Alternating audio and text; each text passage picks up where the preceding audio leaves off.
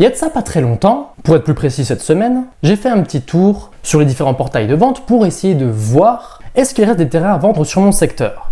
Évidemment, je suis sur plusieurs secteurs puisque je suis également investisseur, donc il y a plusieurs secteurs qui m'intéressent. Et je me suis aperçu que lorsque je filtrais les terrains, beaucoup d'entre eux avaient des prix qui étaient en baisse. Alors évidemment, quand on tombe sur un terrain ou deux par-ci par-là avec des prix complètement déconnants, c'est pas idiot de voir un petit peu les terrains baisser, mais là c'était quand même quelque chose de massif et on voyait que beaucoup de terrains qui étaient exportés depuis un bon petit bout de temps n'arrivaient plus à trouver preneur. Évidemment, une recherche en emmenant une autre, j'ai eu des clients qui m'ont appelé parce que justement, ils recherchaient un terrain. Pourquoi ? Parce qu'ils n'arrivaient pas à trouver une maison qui leur convenait avec tous les critères qu'ils voulaient. C'est d'ailleurs souvent ça qui se passe lorsqu'on a des jeunes couples qui veulent s'installer et qui recherchent une maison pour y habiter tout de suite et s'aperçoivent qu'il n'y a absolument rien qui leur correspond et donc du coup ils se rabattent sur les terrains. Seulement voilà, pour beaucoup de personnes dont je fais partie, nous avons eu l'habitude entre guillemets de vivre dans des terrains relativement grands, sur des parcelles qui faisaient 8 ou 10 arts. Mais aujourd'hui c'est plus vraiment le cas. Et en dehors des zones très rurales où on a encore des belles parcelles à des prix accessibles, aujourd'hui, les parcelles font plutôt 4 arts.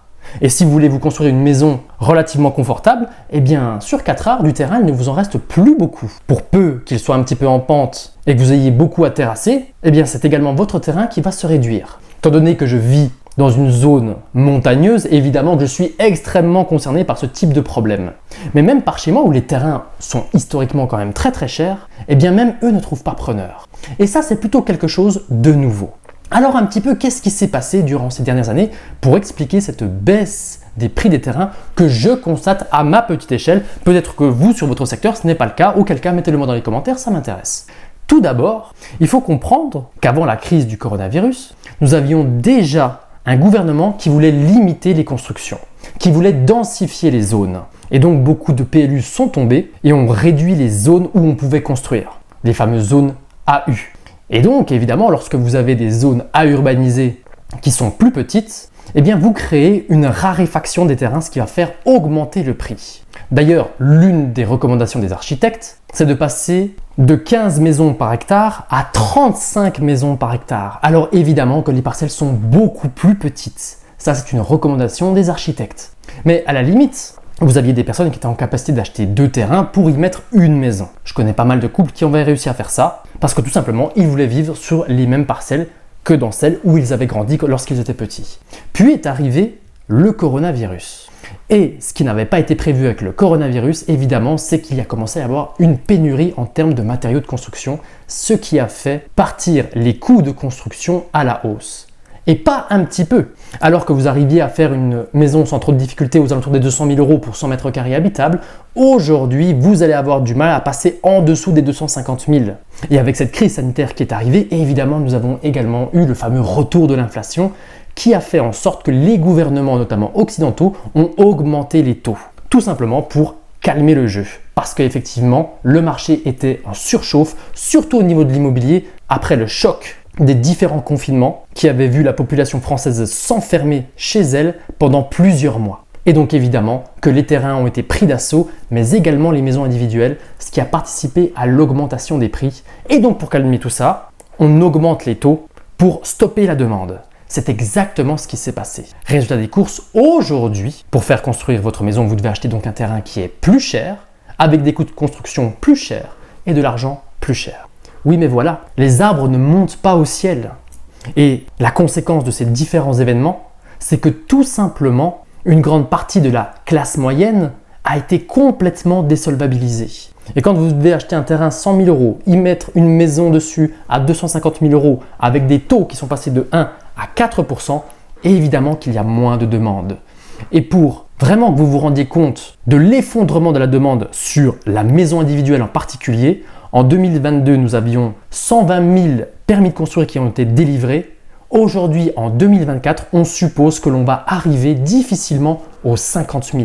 Le marché a donc perdu plus de la moitié de la demande.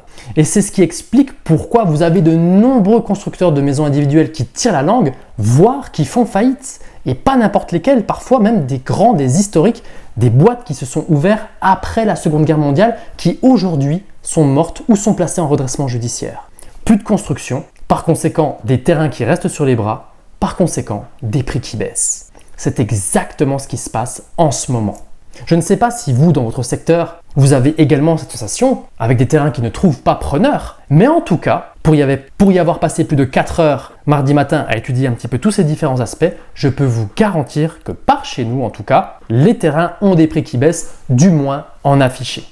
Donc, si le but du gouvernement était effectivement de limiter la construction, félicitations, c'est réussi, mais il ne faut quand même pas oublier que tout ça est quand même principalement dû à une volonté gouvernementale. Pour vous donner un simple ordre d'idée, nous avions l'ancien ministre du Logement Emmanuel Wargon qui avait déclaré, je cite, que la maison individuelle était un non-sens écologique, économique et social. Bref, en gros, la maison individuelle n'est plus à la mode, même si 8 Français sur 10 préfèrent vivre en maison individuelle plutôt qu'en copropriété.